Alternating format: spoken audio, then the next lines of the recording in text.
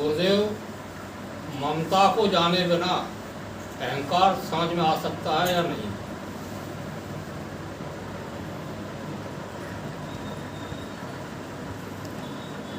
इसी प्रश्न को जो है मैं दूसरे तरीके से कहता हूँ। प्रश्न तो यही होगा, पहले ममता का त्याग किया जाए कि पहले अहिंसा? पहले ममता को समझा जाए कि पहले अहिंसा? ये प्रश्न है। तो ममता का त्याग किए बिना अहिंसा समझ में नहीं आई। इसलिए सर्वप्रथम ज्ञान की साधना करने वाले को ममता की तरफ ध्यान देना। ममता क्या होती है? देखो, दो शब्द हैं वेदांत में, अहम इदम, दूसरा शब्द है मम इदम। अहम इदम का मतलब होता है यह मैं हूँ, अहम इदम। और मम इदम का मतलब होता है यह मेरा है। ठीक है? तो जो मेरा मेरा है वो सब ममता है। जितना भी संसार में तुम्हें मेरा लगता और जो मेरा नहीं लगता है वो सब कुछ तुम्हें ईश्वर का नहीं लगता, बल्कि अपने ही समान किसी व्यक्ति का लगता है। जैसे आप कहोगे कि मेरे पास 10 बीघे जमीन है, मेरी कितनी है? 10 बीघे। 10 बीघे जमीन है। तो बाकी भिंड में जो जमीन है वो किसकी है? और ऐसे और किसी की है? वो तेरी है, उसकी है, इसकी है, वो मेरी नहीं है। तो तुम्हारी ममता कितनी जमीन पर है? 10 बीघा। इसका नाम ममता है। अब ज्ञान के साधक को क्या करना है? विचार करना है कि 10 बीघा मेरी है तो शेष सब किसकी है? और किसी की ना देखे, पहले वो क्या देखे? और सब ईश्वर की है। इतना देखना तो शुरू करे पहले। जब तुम इतना देखना शुरू करोगे कि 10 बीघा के अलावा सारी जमीन ईश्वर की है, तो तुम्हारी ये भी समझ में आ जाएगा कि ये 10 बीघा भी ईश्वर की है, तुम्हारी। ये है ममता को हटाने की प्रक्रिया। अगर तुम अपने अलावा और जगह ईश्वर को देख रहे हो तो बहुत अच्छा देख रहे हो, खराब नहीं देख रहे। ऐसा देख देख करके तुम्हें अपने में भी ईश्वर नजर आने लगेगा, और ईश्वर नजर आने लगे तो ममता छटने लगती है। नजर आने का मतलब है केवल विश्वास। अभी वो नजर नहीं आएगा जिसको वेदांत कहते हैं। वेदांत वाला ईश्वर नजर नहीं आएगा अभी तुमको कामनाओं से जो परिपूर्ण अंतःकरण है, उस अंतःकरण के दोष मिटाने वाला ईश्वर नजर आएगा।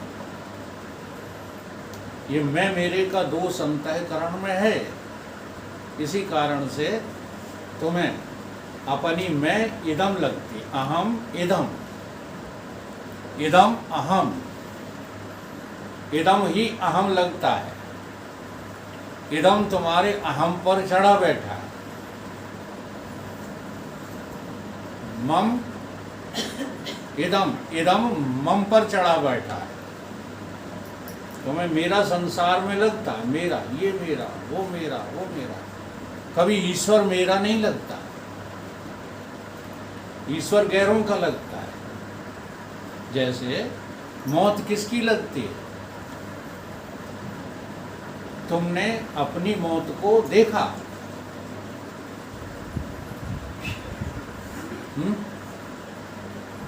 आपने अपनी मौत को कभी देखा? नहीं। और दूसरों की मौत को? देखा। हाँ, प्रतिदिन देख रहे। जरघटा में किसके उस पर जाते हैं, मृत्यु पर? औरों है ना? अब तुम्हें साधना क्या करना है? अपनी मौत देखना है। और कहाँ से? मम से। पहले मेरे को मार डालो। जब तक ममता नहीं मारोगे तब तक तुम्हें अपनी अहंता नजर आने वाली नहीं है। यानी कितने अहंकार तुमने अपने ऊपर ओढ़ रखे हैं, लाद रखे हैं, वो नजर नहीं आते, केवल बातें सीख ली। क्यों? क्योंकि ममता अभी मारी नहीं। तूने ममता अभी मारी नहीं। ये ममता ही तो है जो मेरे को अपना आपा देखने ही नहीं दे रही। इसी का नाम है माया। माया और कुछ है ही नहीं। मैं और मोर तोर तय माया, जय बस कीन है जीवन कायम। बहुत बढ़िया प्रश्न है। अपनी ममता को समाप्त कीजिए। सबसे उत्तम साधन है ज्ञान का साधन। क्यों? आप कर्म की साधना से ममता हटाओगे, नहीं हटेगी। आप भक्ति की साधना से ममता हटाओगे, नहीं हटेगी। अभाव तो होगा लेकिन हटेगी नहीं। जैसे इन्होंने उस दिन उदाहरण दिया था, यद्यपि ये कर्म जानते नहीं हैं, इन्होंने कहा कि कर्म में व्यस्त रहो। कर्म में व्यस्त रहो तो तमाम जो है उल्टी सीधी चीज़ों से बचोगे। हाँ। दुनिया वालों ने इसका सिद्धांत भी बनाया कि व्यस्त रहो और मस्त रहो। आप अगर व्यस्त रहेंगे, अपने कार्यों में लगे रहेंगे, तो जुआ से, चोरी से, व्यभिचार से, इनसे जो है बचे रहोगे। ऐसा सिद्धांत दुनिया वालों ने बना लिया। तो वो अपने स्वार्थवश बना लिया है। तुम उन वस्तुओं से तो बचे रहोगे लेकिन नरक में फंसे रहोगे।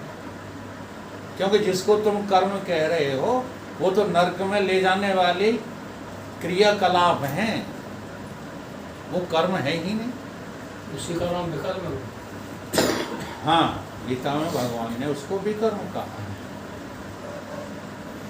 क्योंकि कर्म तो बड़ा गुण है। कर्मणो गहना गति, कर्म की गति तो बड़ी गहन है। कर्म को समझना बड़ा कठिन है। कर्म तो वही करता है जो ममता और अहंता को मार लेता है, दोनों को मार लेता है, केवल ममता ही नहीं। तो जो मेरा मेरा है, जिसमें तुम ममत्व लगाए हुए हो, इसी का नाम ममता है। अब विचार करना शुरू करो, मेरा क्या है? जिसको मेरा मानते हो वही ममता है। अब इससे तुम्हें पलटना पड़ेगा, उलटना पड़ेगा। इसलिए गोस्वामी जी ने एक चौपाई दी पूरी रामचरितमानस में, सर्वोत्तम चौपाई है वो, उल्टा नाम जपा जग। देखो हमने मनोमुखी अर्थ लगा लिए कि नहीं? गोस्वामी जी जो कह रहे हैं वो बात मेरे मन ने स्वीकार नहीं की। मेरे मन ने क्या अर्थ स्वीकार कर लिया कि रत्नाकर डाकुर ने अरे ऐसा कोई संसार में डाकू नहीं है, हाँ, जो इतना भी नहीं जानता हो कि राम राम नहीं कह पाए। दूसरों को कत्ल करना जानते हो, दूसरों की हड्डियां तोड़ना जानते हो, हैं? लेकिन मुख से राम राम कहना नहीं जानते। कभी कभी ऐसे अर्थ के अनर्थ कर डाले लोगों ने जिनका कोई मतलब ही सिद्ध नहीं होता, कि मरा मरा जप, मरा मरा। जैसे किसी जानवर के जो है मुंह में टेप रिकॉर्ड फिट कर दो। मनुष्य नहीं थे, जबकि कथा ये कहती है कि जब रत्नाकर डाकू का संस्कार कौन सा वाला, पूर्व जन्म वाला, तपस्या वाला, साधना वाला उदय हुआ, संस्कार उदय हुआ, तो उसकी बुद्धि पलट गई, उल्टा। क्या हुआ? पलट गया। कहाँ से पलट गया? संसार की कामनाओं और वासनाओं से पलट गया। अब वो प्रक्रिया कुछ भी हो रही होगी, नहीं तो तुम्हारे घर वाले रोज डांटते हैं, तुम रोज कहते हैं हाँ तुमने हमारे लिए कुछ नहीं किया, रोज कहते हैं, लेकिन तुम्हारे ऊपर कोई असर ही नहीं होता। होता है क्या? अब ये नहीं मान रहा, कह रहा शादी कर। कितना भी समझा, एक तुलसीदास थोड़े ही संसार में, यानी कितने तुलसीदास हैं और रोजाना रात को डांट खाते हैं, लेकिन मरते वहीं जाकर सारे तुलसीदास। आज तक कोई भी तुलसी नहीं हुआ। हो गया क्या? ये बड़ा सौभाग्य का विषय होता है जब मेरी बुद्धि पलटा खाती है। इस संसार में जो मेरापना है, इससे बुद्धि को पलट दो। तो इसको क्या कर दो? इसे मेरा ना मान करके ईश्वर का मान। यही एक ज्ञान की साधना है। ज्ञान भाव में भक्ति भाव छिपा रहता है। समझो उसको, ज्ञान से तो समझो, ठीक है, और भक्ति भाव से उसको मान लो। ज्ञान से कैसे समझो? ऐसे समझो। एक दृष्टांत आता है कि एक राजा के यहाँ एक फकीर पहुंच गए, वो जाके सिंहासन पर बैठ गए बिना पूछे ताछ। मंत्रियों ने मना किया, उन्होंने कि हम नहीं हटेंगे। हाँ, सिद्ध पुरुष ऐसे ही होते हैं, जब किसी की जो है बुद्धि को पलटना होता है तो वो जबरदस्ती ऐसे जो है हरकतें और कारनामा करते हैं। राजा आया, बोला भाई, बोले कि ये सिंहासन मेरा है। राजा ने कहा इसमें तुमको बैठने का अधिकार नहीं। तो फकीर बोले ये तुम्हारा है ही नहीं, तुम सिद्ध करके दिखाओ तुम्हारा है। तुम कब से बैठते हो उसमें? तो उन्होंने जो है समय बताया। उससे पहले कौन बैठता था? मेरे पिताजी। उससे पहले कौन बैठता था? कि उनके पिताजी। उससे पहले कौन बैठता था? कि उनके पिताजी। ठीक है, तो ये सिंहासन तुम्हारा है। उसकी बात समझ में आ गई। वो फकीर अपना बना के नहीं बैठे थे, बल्कि उसके भी दिमाग में, हाँ, उसकी भी बुद्धि पलटने के लिए बैठे थे। तो आज हम संसार को देख देख करके अपनी बुद्धि को पलटना नहीं चाहते। जब सब मर रहे हैं, सब बीमार हो रहे हैं, सब हॉस्पिटल भरे हुए हैं, तुम बचोगे? मुरारी तो हॉस्पिटल में पड़े और तुम?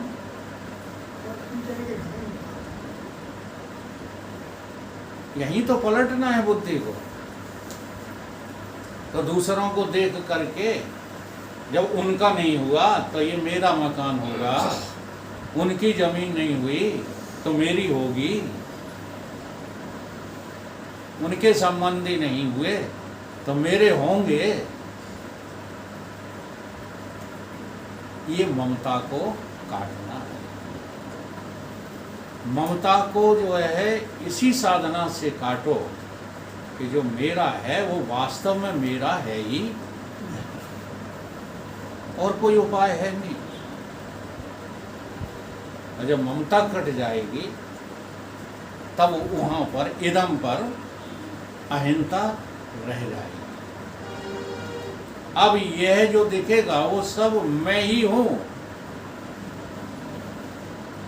सो धोखा है, सच्चाई नहीं है।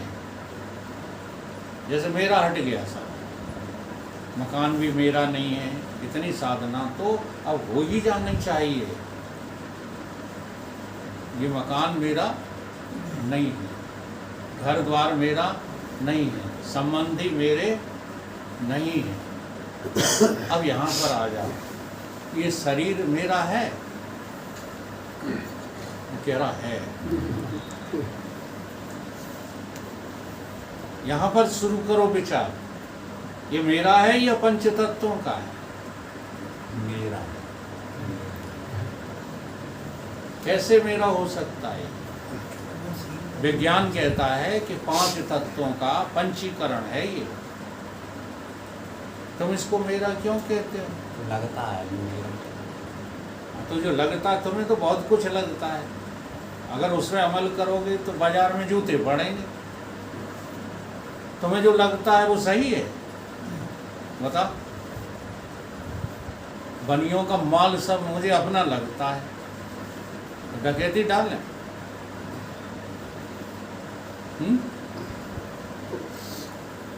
लगता है कि नहीं लगता? अरे कुछ तो लगता होगा। अकेले तुम ही साधक नहीं, यहाँ सभी लोग हैं। तुम अपने मनोमुखी बातें कर रहे हो, सत्संग का तुम्हारे ऊपर असर नहीं हो रहा है। क्या है मेरा? यहाँ संसार में मेरा कुछ भी तो नहीं है। जब वहाँ बाहर मेरा न लगे, बाहर ममता न लगे, तो बहुत तरक्की कर ली। अब ममता कहाँ लग रही है? इसमें। ये भी मेरा नहीं है, ये पंच तत्वों का पंचीकृत गठरा है। इसमें भी मेरापन का अभ्यास खत्म करो, मेरा नहीं है। तो इससे भी आपको वैराग होगा। फिर रह जाएगा सूक्ष्म शरीर, वो भी मेरा नहीं है। धीरे धीरे मेरापन हटेगा। जब मेरापन हट जाएगा तो मैं पना रह जाएगा, उसका नाम है अहिंसा। ये बहुत जो है कठिन है, क्योंकि ये अध्यास का विषय है, ये अभ्यास का नहीं है। ये बाहर वाला तो हमको अभ्यास पड़ गया है, मेरा मेरा मेरा मेरा करने का है। तुम्हारा कहीं कुछ नहीं, केवल अभ्यास। तो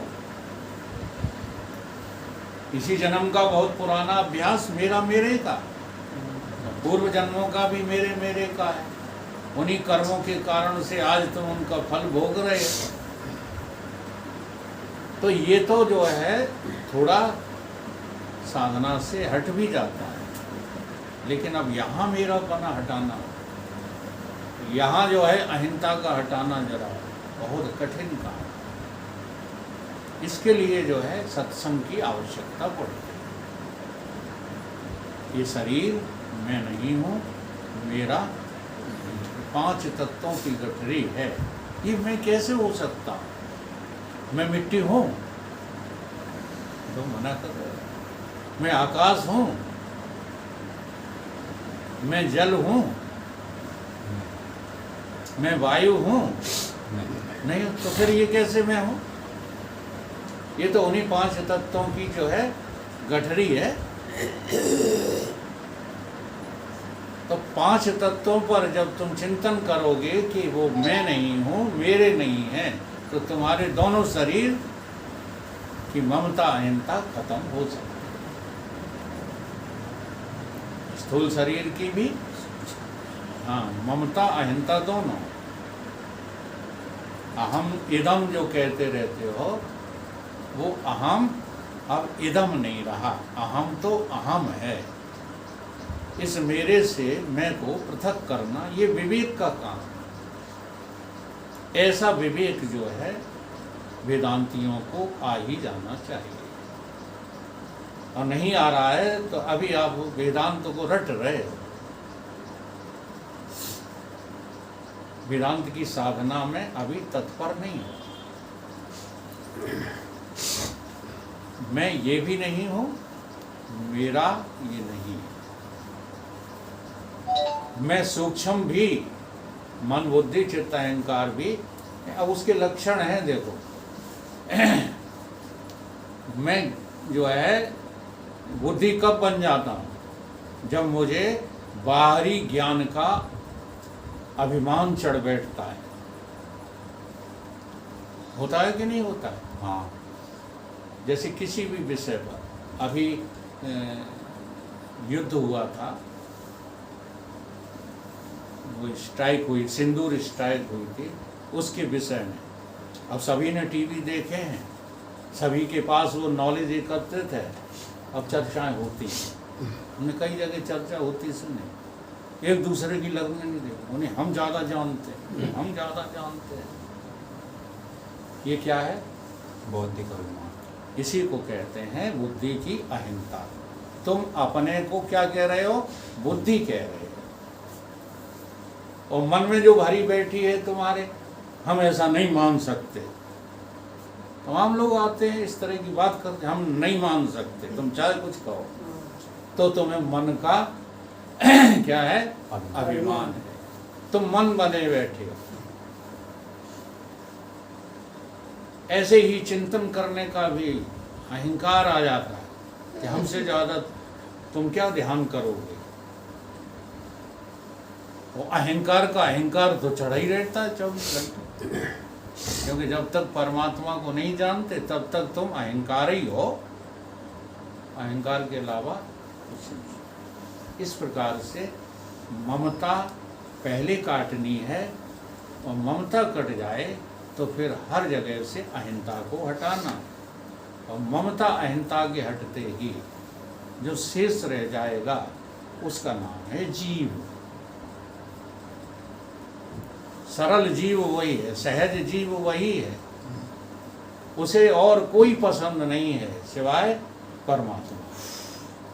तो जब तुम्हें भी परमात्मा के अलावा और कोई प्रिय न लगे, सारे संसार से तुमको अरुचि हो जाए, सारे ब्रह्मांड से तुमको अलगाव हो जाए, फिर तुम कौन हो गए? परमात्मा के भक्त। तो ममता अहंता हटाने पर ही परमात्मा की भक्ति प्राप्त होती है। ये है विधि ममता और अहंता हटाने।